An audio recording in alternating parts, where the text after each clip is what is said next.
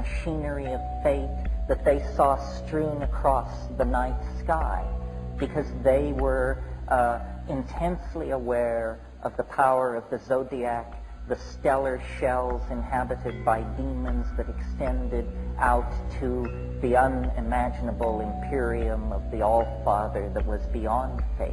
And into that world of astrological fatedness, which is such a strong idea for the Greek mind, the Hermeticists announced fate can be overcome. And they had a novel answer for how this could be done. It can be done through magic, a word not often enough heard in the present world. The overcoming of fate is achieved through magic, and then the stellar machinery becomes not an invasive force into one's life, but an empowering force. Now, some of us may believe in astrology and some of us may not. We are all strongly influenced by the notion of fate, of our powerlessness in an existential world. Jean-Paul Sartre said nature is mute, and we, embedded in the media-dense, message-dense, programming-dense matrix of these hyper-societies that we have created, often feel, I think, like hapless atoms, running endlessly according to the blueprints and programs of unseen masters, whether it's the banking industry, Madison Avenue, whoever. We tend to disempower ourselves. We tend to believe that we don't matter.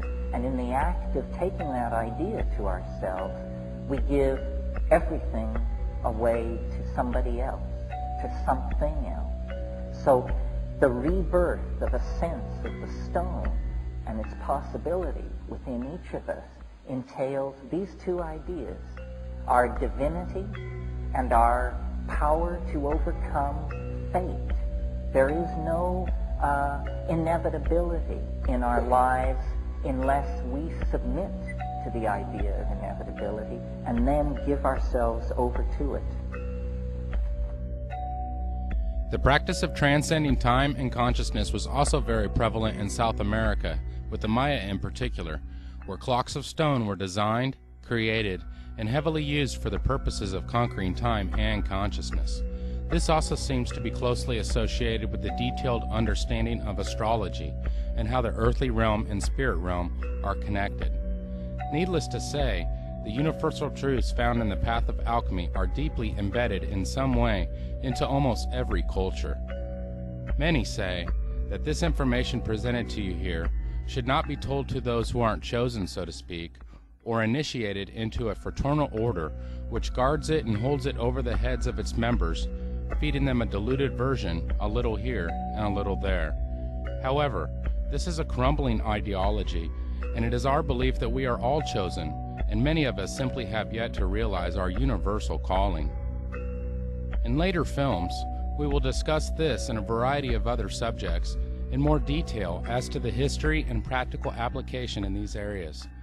We hope that you have enjoyed this film and that it has cleared up some of the misconceptions about this very sacred science, the great work, and alchemy, Sacred Secrets Revealed.